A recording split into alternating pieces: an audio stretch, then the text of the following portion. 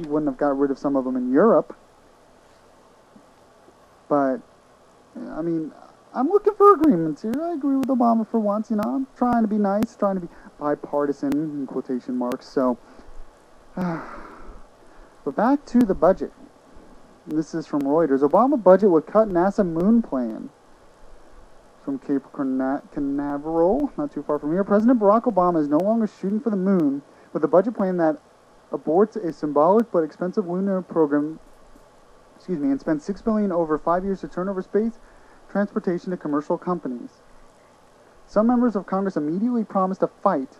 One legislator called a plan a death march for human spaceflight, but NASA deployed astronauts and other experts to say that the Constellation program, begun under former President W. Bush, to return humans to the moon was too slow and wasteful.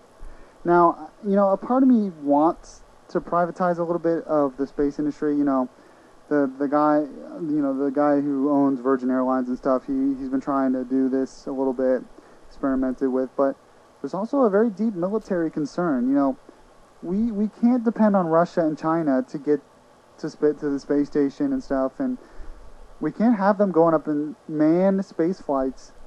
That's a threat to our national security. You know, we have satellites up there, we have other stuff up there. We can't have them possibly going up in mans and disturbing all that without a way of defending ourselves. We can't have to depend on them to get to the International Space Station. So I agree. This is a tough situation.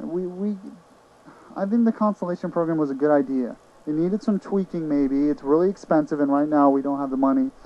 But I believe this is part of our national security, which is the government's job is national security. That is the job of the government. And the way it is now, you know, NASA was really supposed to be a part of it kind of goes with the military here. So I tend to want to support NASA's programs. I don't want to just privatize all. And a lot of people say, well, you're not a conservative because you don't support privatization. Well, I do support privatization of some of it. But we also have to be up there, too. For national security reasons. We just have to. We can't depend on Russia and China. So, but NASA's losing a lot.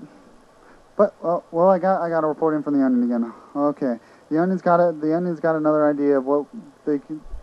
You know, NASA's apparently got an idea of what they can do to help since they're losing a lot of money. Let's see what the report has to say.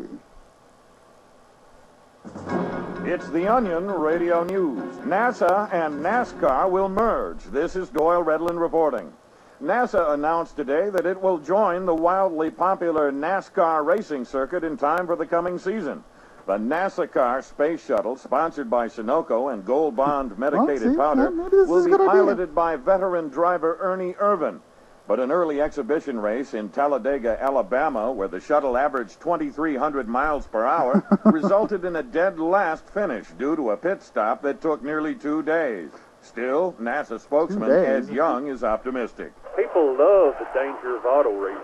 They love knowing at any moment there could be a violent, deadly crash. And believe me, racing fans, you haven't seen anything until you've seen a space shuttle explode. Where do they find these people when they're interviewing? The shuttle did provide some real excitement during the test race, however, when its massive solid-fuel rocket boosters were jettisoned into the Speedway grandstand, killing more than 1,500 wildly cheering spectators. Oh, man. Doyle Redland for the Onion Radio News, online at theonion.com. That's pretty unfortunate. I mean, it seemed like a good idea at first, but I don't think we can have them killing NASCAR, NASA, NASCAR. I mean, they already sound similar when you say them. Why combine them? I mean, how? I mean, oh wait, another report from the Onion that has to do with this. Another report from the Onion that has to do with the space program. Someone else is going to be heard from the cuts. It's the Onion Radio News Weekly World Report. This is not good. I'm Doyle Redland. This week, Pope Benedict XVI announced a bold plan to construct a moon-based Vatican by the year 2017. How are they going to get there now? Cardinal Joseph Locallo told the international press that His Holiness intends to create a lunar foothold with a new generation of space shuttle designed by the pontiff himself. Missionary 1 will be the only divinely inspired spacecraft out there. Its solid-fuel rockets will be infallible. The outer shell will be made of a secret lighter-than-air gold alloy that has been under Constellation development program in Rome for centuries. In news from the Middle East, Al-Qaeda mastermind Osama bin Laden has reignited world outrage after drunkenly throwing a hotel phone at a member of the paparazzi.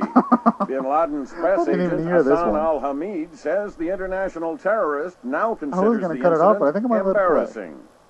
And in the world of entertainment, executives at the Lifetime channel expect their new reality show, Puppy, to revolutionize cable television. The hour-long episodes will feature non-stop shots of rollicking, romping, and tummy rubs before the young golden retriever finally settles down for an unrehearsed nap. Producer Emily Chartson. Puppy is what Lifetime viewers want now. In a way, it's all they've ever wanted. And finally this week, 14-year-old Raymond Brodsky, angered by the failure of his reanimated frog to take top honors at his school's science... Okay, that's enough of that. I wanted to get to the NASA stuff, really, but... I mean, some good ideas here. We have a problem. They're cutting the budget for NASA, but we can do something. I mean, the Vatican's... Look, we can get into it. The Vatican's taking care of it. They're taking care of it. That's from the Onion News Network, America's most trusted news source. So, well, I thank you guys for listening to me today. Remember, check out my blog. I will be here on Saturday as well, from 2 to 3. I'm here every Saturday and every Thursday. I just enjoy this. I have a lot of fun. And, you know, if you happen to be up early in the morning from 6 to 9, there's this show on 540 WFLA AM called The Bud Henninger Show. I intern for them now. You know, it'd be nice to get a job for them, you know, in the future. Maybe if they get a lot of ratings, so maybe you should listen. I'm just saying. Maybe. Please. Thank you guys for listening. Remember, you can email me, michael.yaffee@knights.ucf.edu. You can also check out my blog, michaelyaffee.blogspot.com. I will post this show up eventually on there, and if you missed some of it, and well, have a good week, and, well, I guess I should just play my outro music. There's another show coming in here, so stay tuned. I'm not sure what show comes in here after me, but stay tuned. It's probably a really good show. And, you know, I'm just going to stop blabbing and